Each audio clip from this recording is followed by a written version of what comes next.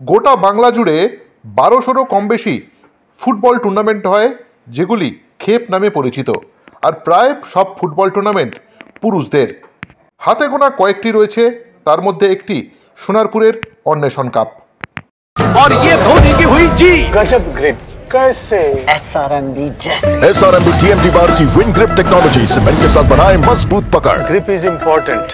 Kanyashree cup তো আছেই, আছে মহিলাদের IWL। মহিলারা এখন গোটা দেশ জুড়ে ফুটবল খেলছে, কিন্তু এমন ঝাঁ ঝকঝকে পরিবেশে মহিলাদের জন্য পাড়া টুর্নামেন্ট কতগুলিই বা আছে।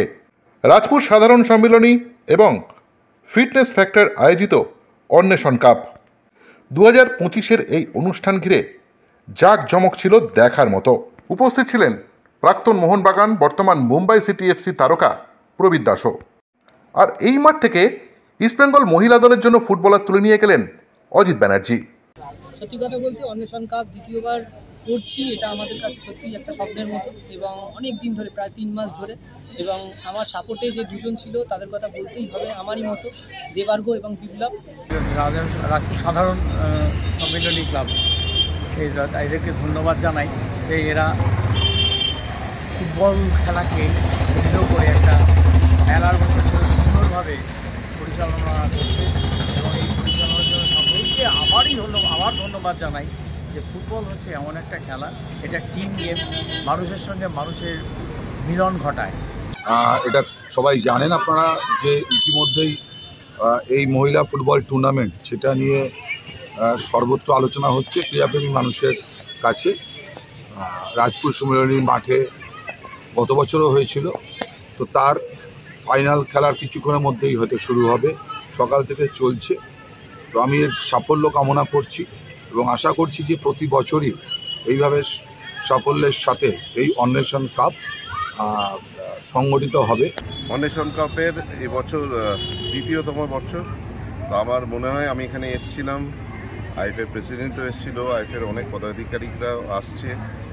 যেভাবে কুন্তল এবছর এটাকে অনুষ্ঠিত করছে, আমার মনে হয় সাধুবাদ প্রাপ্য। 7-a-side ফুটবল টুর্নামেন্ট ছেলেদের অনেক দেখেছি, কিন্তু এই ফার্স্ট টাইম আমি এরকম আলোর পরিবেশে এত দর্শক নিয়ে একটা 7-a-side ফুটবল টুর্নামেন্ট দেখছি মেয়েদের, যেটা আমার কাছে শুধু একটা স্পোর্টস হিসেবে আমি দেখছি না, it's an initiative of social women empowerment. আমরা দেখতে পেয়েছি যে অজিত ব্যানার্জি স্যার যখন মঞ্চে উপস্থিত ছিলেন, একটা টিমের খেলা চলছিল, তিনি মঞ্চ থেকেই দুজন মেয়েকে সিলেক্ট করেছে তার পছন্দ মতো এবং সামনের দিকে তারা যাতে এগিয়ে যেতে পারে সেই চিন্তাভাবনাও করেছে।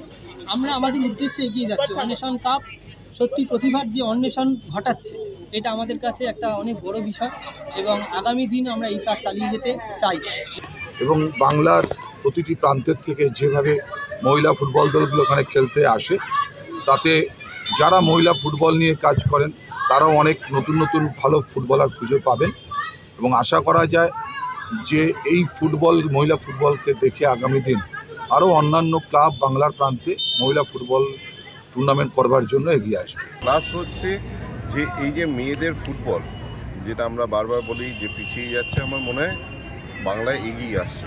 কেন এরকম মানুষরা এই বাংলার ফুটবল, মেয়েদের ফুটবল নিয়ে চিন্তাভাবনা করছিল। মেয়েদের যে উমেন এম্পাওয়ারমেন্ট, সেই উমেন এম্পাওয়ারমেন্টের এটা একটা বড় স্টেপ। সবাইকে মাঠে আসার জন্য অনুরোধ করি। আমি তো সবাইকে একটা বলি যে আপনারা যে যা কাজ করেন করুন, কিন্তু মাঝে মধ্যে মাঠে অবশ্যই আসবেন। আপনাদের কিছুটা সময় মাঠে ব্যয় করুন, দেখবেন সুস্থ থাকবেন। আমি যার জন্য বলি সুস্থ দেহ সুস্থ মন, মাঠে আসুন কিছুক্ষণ। Extra time.